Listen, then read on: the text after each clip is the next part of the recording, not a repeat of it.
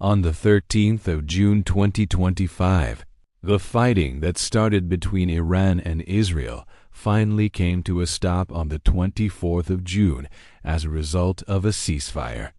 In this 12-day war, Iran suffered around 935 casualties, which included more than 60 commanders and nuclear scientists.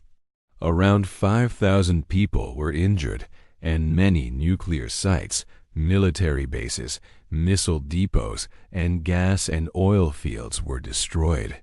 On the other side, in Israel, around 30 people were killed, about 3,200 were injured, and in Tel Aviv, Ramat Gan, Bat Yam, Haifa, Bnei Brak, and Rishon LeZion, many residential and military installations were targeted by missiles. Now, on the surface, this war looks like it has stopped, and there is silence on both sides.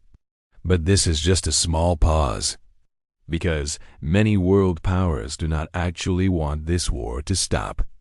The Iran-Israel war is not as simple as it looks. A small example of this is that on the 15th of June, when the war was at its peak, 5 Boeing 747 cargo planes took off from China. They passed through Kazakhstan, Uzbekistan, and Turkmenistan, and when they reached near Iran, they disappeared from radar. Officially, these planes were said to be going to Europe, but no trace of them was ever found again. And heavy cargo planes disappearing near Iran right at the peak of the war is extremely suspicious. Because right after this, Iran started attacking Israel with missiles that were not intercepted and hit their targets perfectly. After that, the United States was forced to get involved in the conflict, and on the 22nd of June, it used 7 B-2 stealth bomber jets to strike Iran's Fordo, Natanz, and Isfahan nuclear sites, forcing Iran to come to a ceasefire. At least, that's what Donald Trump claims. At first, Donald Trump said that after these attacks, Iran's nuclear program was completely finished. But later, U.S. intelligence published a report saying that the strike only pushed Iran's nuclear program back by a few months and did not destroy it completely. On the other hand, Iran has dropped a deal with Russia and is now preparing to buy 4.5 generation J-1OC fighter jets from China, which means Iran is panic buying right now. Similarly, on the 2nd of July, Iranian President Masoud Pezeshkian signed a law under which Iran has ended cooperation with the International Atomic Energy Agency, so this peace is temporary. Because Iran has not given up its nuclear ambitions and Israel still believes that Iran is a threat to its existence. Now let's talk about the external players involved in this war. United States. First comes the United States, which has a very tricky role in this war. America gives full support to Israel weapons, intelligence, and diplomatic backing because Israel is strategically extremely important for the U.S. Israel is America's closest ally in the Middle East. Whether it's intelligence sharing or using military power in the region, America uses Israel to keep an eye on countries like Iran, which could become threats anytime. By keeping Israel secure, America maintains its grip on the Middle East. Because of Israel, the U.S. also secures its oil supply routes and military bases in a very volatile region. But there is another very important factor, the influence of the Israeli lobby. Inside the U.S., groups like IPAC have huge influence in Washington. They pressure Congress and the White House to keep America supporting Israel. These groups raise funds, support pro-Israel politicians, and show their power publicly. These groups heavily influence U.S. foreign policy and make sure U.S.-Israel relations stay strong. However, supporting Israel also creates problems for the U.S. In reality, America does not want to get stuck in another war because it would cost massive amounts of money. Americans are already against more wars, and such a war would distract the U.S. from China and Russia. Recent surveys show that Americans no longer want the U.S. to enter another war. That's why America is stuck in a difficult situation. If a full war breaks out between Iran and Israel, America's focus will shift away from Russia, Ukraine, and even China. All U.S. resources and attention would again be pulled into the Middle East. That's why the U.S. administration is talking with European and Arab countries to cool things down. China, while America is stuck, another power is quietly playing its game, China. Officially, China has not given Iran any weapons or military support, but behind the scenes, China is doing a lot.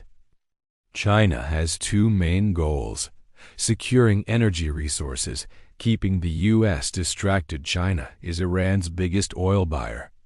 In June 2025, China bought 1.8 million barrels of oil per day from Iran, which is 90% of Iran's total oil exports and 13.6% of China's total oil imports.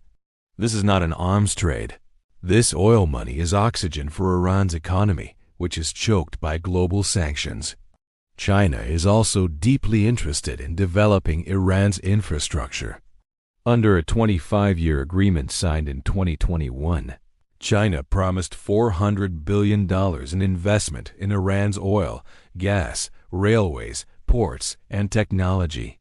In May 2025, the first cargo train from China reached Iran's Ibrahim dry port, cutting travel time by 25 days compared to sea routes. This land route reduces Iran's dependence on sea choke points like the Strait of Hormuz, which can be blocked at any time. So why is China investing so heavily in Iran? The answer is simple: Iran's location. Iran sits at the center of the Middle East, Central Asia, and the Indian Ocean, right where China's Belt and Road Initiative operates. If China controls these land trade routes, it gets fast land access to the Gulf and Europe. By partnering with Iran, China can weaken U.S. influence in the Middle East without firing a single shot. That's why China is a very important player in the Israel-Iran war. China looks distant, but it benefits the most. A long war keeps America busy in the Middle East, while China gains more oil deals, rail deals, and infrastructure deals with Iran and gets closer to it. Russia. Now let's talk about Russia, another key player. Russia and Iran have become very close in recent years. Russia helps Iran with weapons production, technology, and even nuclear energy projects. Russia has been Iran's largest weapons supplier. From the late 1990s to the mid-2000s, 70% of Iran's weapons came from Russia, including tanks, artillery, and advanced air defense systems. In 2016, Russia supplied Iran with the powerful S-300 missile system. Now both countries are also working together on drones. Russia bought over 2,000 Shahed-136 drones from Iran for use in Ukraine, and in return Russia is helping Iran improve its drone and missile tech. There is also nuclear cooperation. Russia helped build Iran's Bushehr nuclear power plant, where over 600 Russian experts were working as of 2025.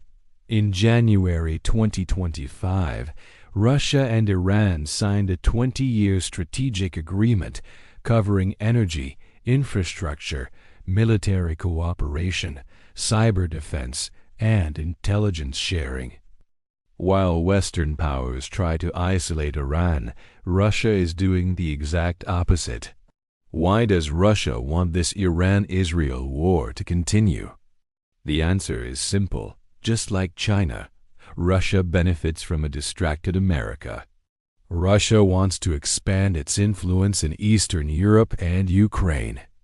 If America is focused on the Middle East, it can't stop Russia elsewhere. But here's where it gets interesting.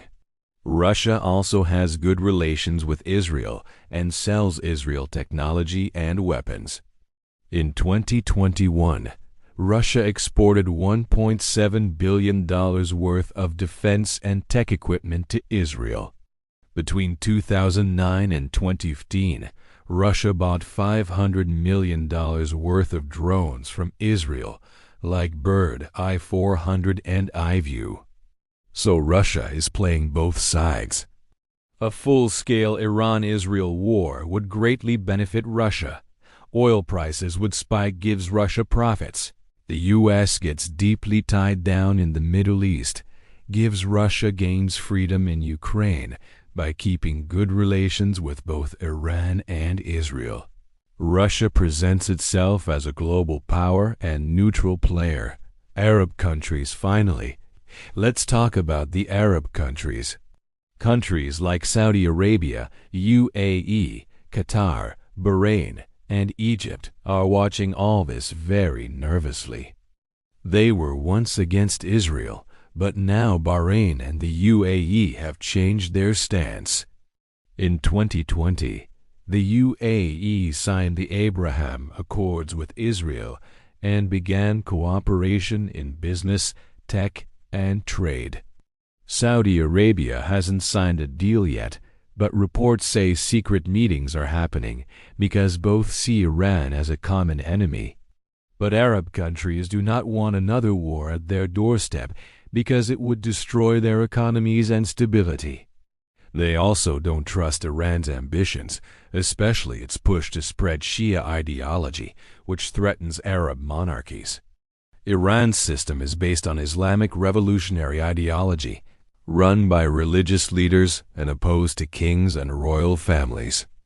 That's why some Arab leaders support Israel privately but stay neutral in public. Conclusion: everything discussed clearly shows one thing: this ceasefire will not last long. Many powerful players benefit from this war, and the root problems are still there. This silence is just a pause, and it's obvious it will break soon. For more educational videos like this, subscribe to the channel. See you in the next video. Take care. Allah Hafiz.